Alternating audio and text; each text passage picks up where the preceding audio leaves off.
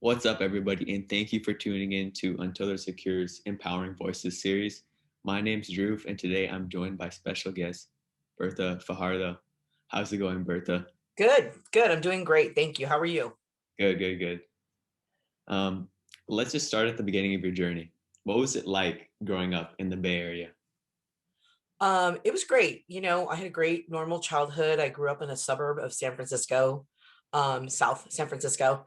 I'm the youngest of six, three boys and three girls. So my dad was a big sports fan and would take us to lots of Giants and A's games as kids. Um, we weren't really allowed to go to night games so much because the weather was always, just challenging, and we'd always get sick. So my mom was like, "No, won't you guys go to? If you're going to go to an evening game, go to Oakland because the weather was always so much warmer." Mhm. Yeah, so that sort of started my journey of baseball, and my dad teaching us.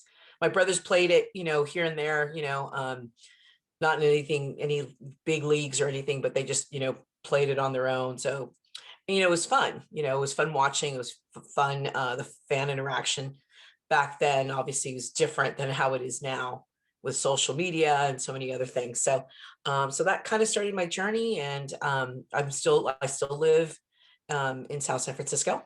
Mhm. I don't think I'll ever leave. I'm a creature of habit, Mhm. and I'm only 25 minutes plus or so, give and take, to the ballpark. So my commute is relatively smooth. Yeah. You mentioned that you were going to Giants games when you were younger. So, what are some of your favorite experiences from going to those games?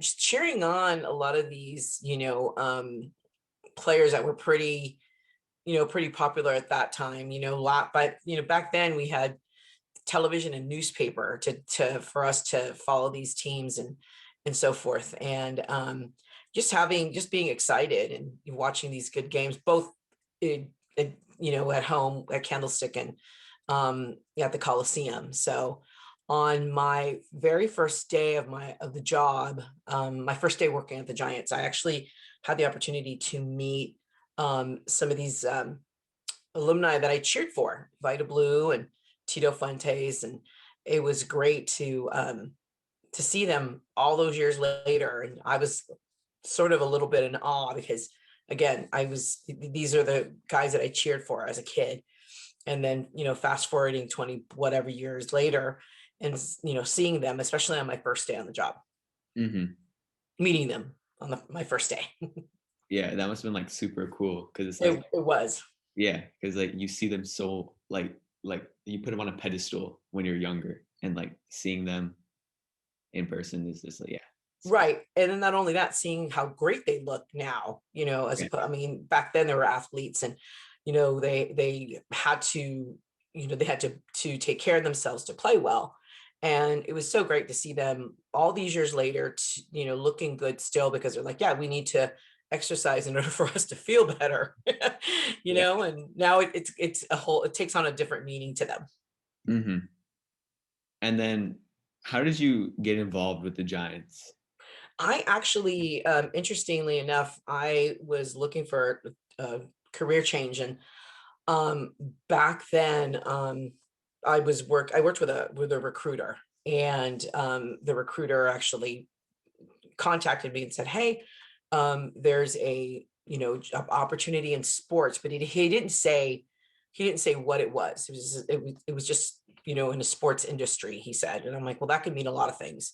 So he said, you're going to be getting a call from someone. Um, I will call you back and let you know. But then the Giants called me before he had been able to reach back to me to explain what the job was.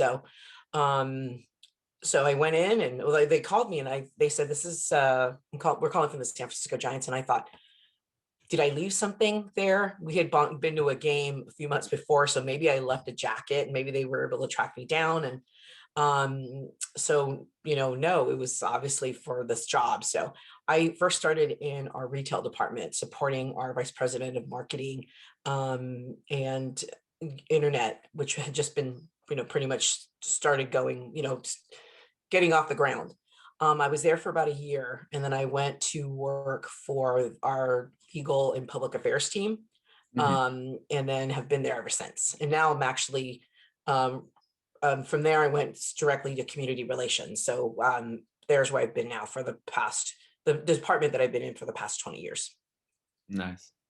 So you mentioned that you made the transition from being a fan to actually working for the Giants. So what was that transition like? Having it's, I still had, I still had my fan hat on, but I just had to not be so obvious because one, it is a job. And Hmm. first and foremost, I had to make sure that I knew to remind myself that I am there to do my job. And that came first.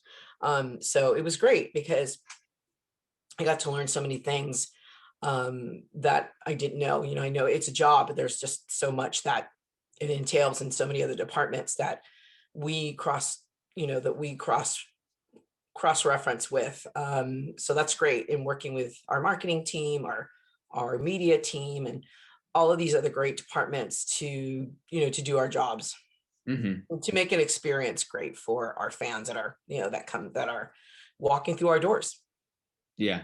Have you looked at Giants games in a different light now that you're an employee for the Giants? Yeah, it's funny a little bit. Yes, I do, because I don't get to watch many games because I'm always so busy and I'm running around. And once I'm done, I just want to go home so I could watch it when I'm home, which is great because I'm watching it from my couch. I'm hearing our broadcast team, explain the game, and basically sort of learning from them a little bit here and Mhm. there. So when I'm there, yes, I love watching it and getting into it. But when I'm home, I love hearing all of the stories and just having the broadcasters kind of direct the game, from their point of view. Yeah. Do you have any cool stories from working for the Giants? Wow, I do have a lot of great memories, a lot of great experiences. I've been there 24 years, so I've got to witness a lot of great moments. Barry Bonds is, you know, um, home runs and Yeah. all of his accomplishments. Matt Cain, Tim Lincecum, these guys that, set records and did fabulous things. And all these just great things that, we got to experience. So, three, actually four World Series games, a couple postseasons, an All-Star game, World Baseball Classic. I'm sure I'm probably missing something here and there. But it's first and foremost, it's we're working, we have jobs to do, and push comes to shove, it's a team effort. So sometimes I miss some of the things that that are happening, and that's why there's TV, that's why there's DVRs, Mhm. and there's why there's ESPN. Yeah. So we could watch all these milestones that we kind of might have missed, watching it live. Okay. And then you mentioned that you work in community and family relations. Yes. So how did you come in contact with Until There's a Cure? That was great. Actually, it was my first year working, transitioning in community relations, and we were working on um, our annual event for Until Is a Cure. So it was great. I knew about it. I knew that the Giants were the first team to have a day about AIDS awareness, and I thought that was great. And that's something that other teams hopefully were going to be able to also do on their own.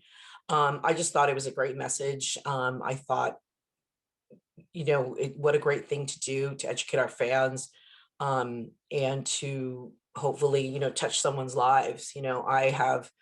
AIDS has hit my family. I had I want to say a bonus uncle that succumbed to AIDS, and really early when AIDS was still first being recognized as an illness. So for me, it meant that it made a purpose, that we were going to continue to fight for not only him, but everyone else who has been, affected by the disease. Hmm. And for me, that was great because I'm like, this is something a cause that I would love to be involved with. And we, again, we, all these years later, um, we're still fighting to eradicate this disease, and it's touched so many lives, in so many different ways. Yeah. And so what a great, to get our fans and to get our Giants family involved, was a great idea, and a great educational source for everyone. Hmm. How has like being involved with these HIV and AIDS conversations changed your life or kind of like shaped it in a way? Well, for me, it basically meant that, it could be life, or it could be life or death, Hmm. nowadays with the medications, and with with medical teams, and with companies like Gilead are, saving lives. Early on, people were not as lucky because the medications that were not were not there yet. Hmm. Um, and just knowing that anyone could get it, even children. There's a camp, I think that's still that we worked with closely in the early years, called Camp Sunburst. And the camp it was for children afflicted with HIV AIDS. And on my second year there at the Giants, we hosted these wonderful kids. And for me, that was sort of kind of eye-opening, because some of these children may not be here in 10 years, Hmm. and some of them may lead healthy lives. So for me, it was just sort of a turning point, and hoping that, a medicines, and, the medicine world um, would be able to allow families to be a family, not Yeah. to lose anyone else. Hmm. I mean, as you know, and I know, the Until There's a Cure baseball game is coming up this Thursday. So for all you guys listening, stay tuned and hopefully help contribute to this amazing cause. Um, and then what are you looking forward to this season with the Giants? Well, we've had a tough year. 2020 was really tough for everybody because of the pandemic, and um, you know, we weren't allowing fans at the ballpark. And then we finally able to do so this year. So I'm looking forward to being able to pick up where we left off in 2019. Yeah. Having